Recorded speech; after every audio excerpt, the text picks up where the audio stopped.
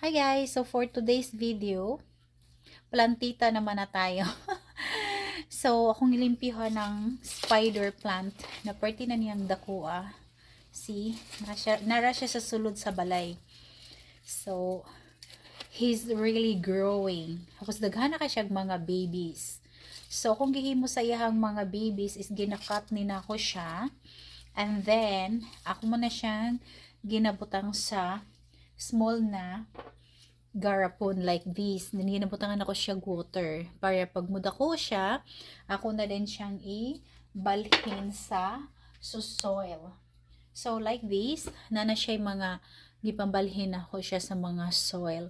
So it's really successful. Right? Successful. So ako himon is ako siyang limpyuhan kaya nana siya mga mga branches na mga patay o iyahang mga dahon. So parang gwapo na ang iyahang tubo. Ayan.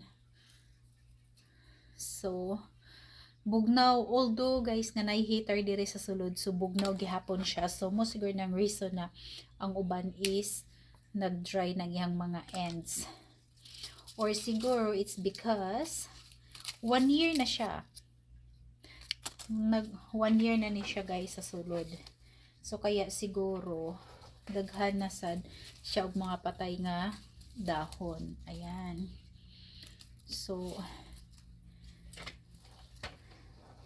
malipay jud kag ang imuhang plants nga mabuhi, di ba? Especially nga grabe ka bugnaw diri guys. So but then I really love planting. Gusto ko yung mga plants kaya pag namatay sila, susad, di ba?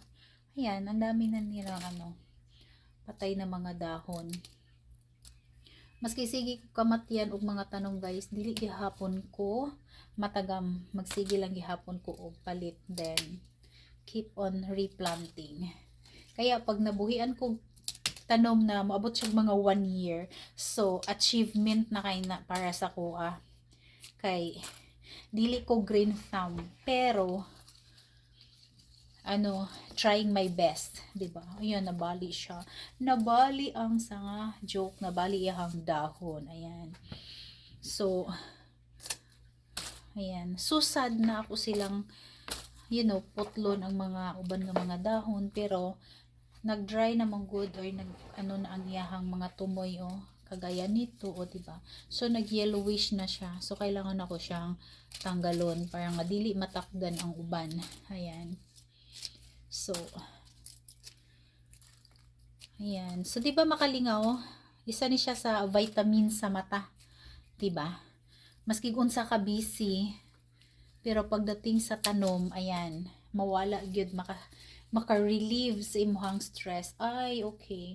So siya kani nagtubo iyahang iyahang baby sa patay na nga So ako na ni siyang ikat para ako na lang ni siyang ibutang sa water. So ayan, patay na kasi siya pero napa siya baby. Ayan, butang ni nako niya siya sa small na container nga nay water para na mabuhi siya. Yan, kay sayang. So very big na gid siya. Og maka-enjoy, di ba? Yan. So pag walay gihimo sa balay, magtanom og mga talamnon kaysa magmarites. Charot, wala pa yung marites dere guys. Ay, wala may mga silingan. Saon na lang. Dere ang imong imarites, imo na lang itrabaho tungod kay time is gold pag naka sa abroad. Kaya mga tao po dere puros mga busy. Walay mga time, walay panilingan. So i-devote na lang gid nimo imuhang time sa imuhang mga household chores. Ayan. So diba, grabe talaga yung niya, yung mga babies niya. See? Ang daghan kay siya babies. Ayan. Oh, diba? Nakakatuwa yung mga babies. See? In fact, daghan na kay ko ani og na na tanom.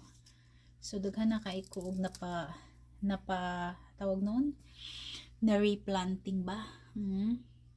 So nanayahang mga ubang nga mga anak dito sa ilalom. Ayan, ako na siyang na transfer. So siguro today mag transfer sad ko og daghan. That's all guys.